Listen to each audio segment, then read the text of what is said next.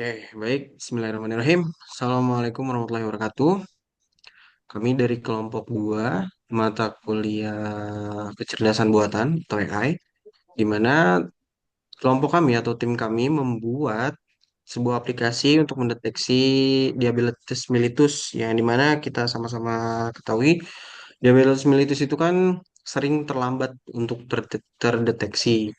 Jadi tim kami berinisiatif untuk membuat sebuah aplikasi yang dapat mendeteksi tentang penyakit diabetes mellitus, tentunya dengan dataset ya, di mana untuk program yang kami buat ini itu menggunakan dataset CSV yang berisi data medis pasien seperti jumlah kehamilan, kadar glukosa, tekanan darah, ketebalan kulit, insulin, BMI, lalu diabetes pedigree function, dan tentunya umur dari si pasien itu sendiri. Targetnya adalah nanti setelah dataset itu dimasukkan ke aplikasi yang kami buat, diharapkan dapat mengeluarkan output untuk mendeteksi di mana jika keluarnya itu angka satu, itu menentukan bahwasannya kena pasien ini terkena diabetes, dan jika keluar outputnya itu adalah nol, itu mendeteksi bahwa pasien yang dataset dari pasien yang kita masukkan ke aplikasi yang kami buat itu tidak terkena diabetes. Kurang lebih seperti itu. Untuk penjelasan selanjutnya akan dijelaskan oleh teman saya, Rizky Nur Hidayat. Dipersilakan. Terima kasih atas waktunya pada teman saya Rizky Farzatullah. Selanjutnya saya akan menjelaskan bagian yang penting yaitu pre-processing data. Kayak gimana kita menangani angka nol, missing value. Beberapa kolom medis tidak mungkin bernilai nol seperti glukosa atau BMI. Oleh karena itu nilai nol kami anggap datanya itu hilang dan kami ganti dengan nilai median agar tetap stabil. Lalu di sini kita masuk ke pemisahan fitur dan target. Data kemudian dipisahkan. Eh, di sini nih, pisahkan fitur dan target. Fitur X itu menandakan data medis. Lalu untuk Y itu menandakan hasil diagnosis diabetes. Selanjutnya kita masuk ke normalisasi data. Kami menggunakan min max scalar di sini untuk untuk menyamakan skala data ke rentang 0 sampai 1. Karena beberapa algoritma seperti logistic regression itu sangat sensitif terhadap perbedaan skala. Selanjutnya itu saya akan menjelaskan tentang pembagian data train dan tes. Kita bagi data train itu 80% untuk dilatih dan 20% itu untuk diuji. Dengan random state-nya itu 42 agar hasilnya konsisten.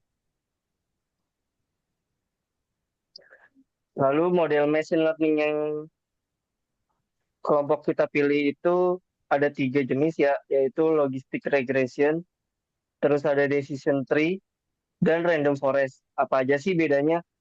Logistic regression itu cocok untuk klasifikasi biner dan cepat atau mudah diinterpretasikan. Decision tree membuat keputusan berdasarkan aturan dan mudah dipahami secara visual.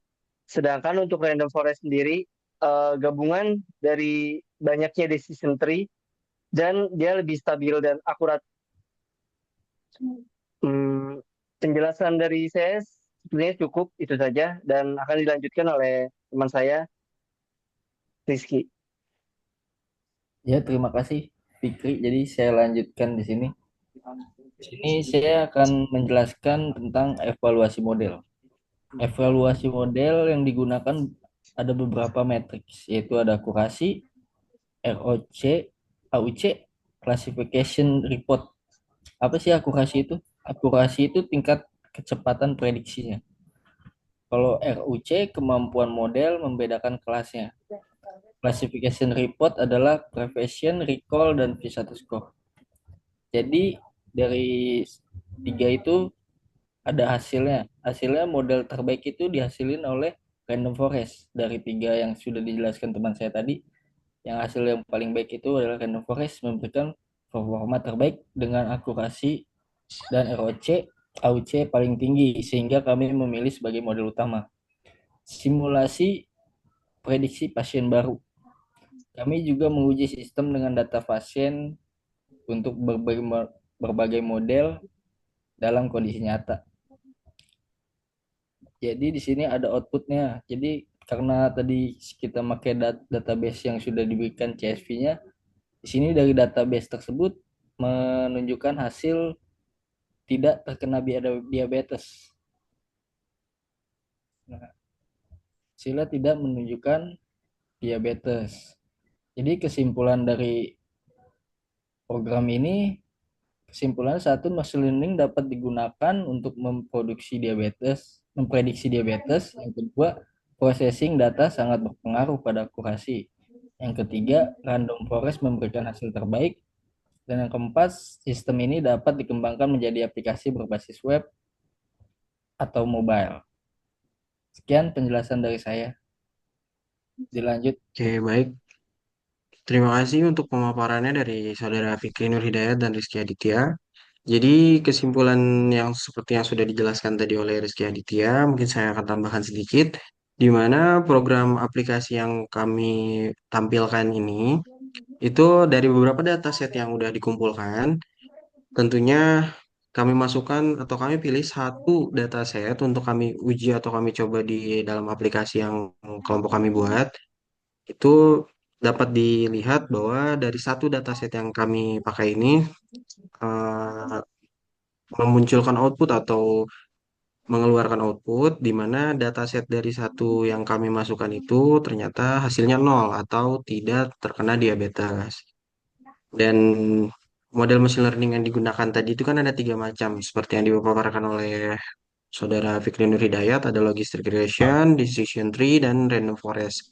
Di mana metode dari ketiga metode tadi, yang paling akurat dan yang paling memberikan performa terbaik dalam akurasinya itu menggunakan random forest. Baik, terima kasih untuk em, pemaparannya dari teman-teman kelompok saya.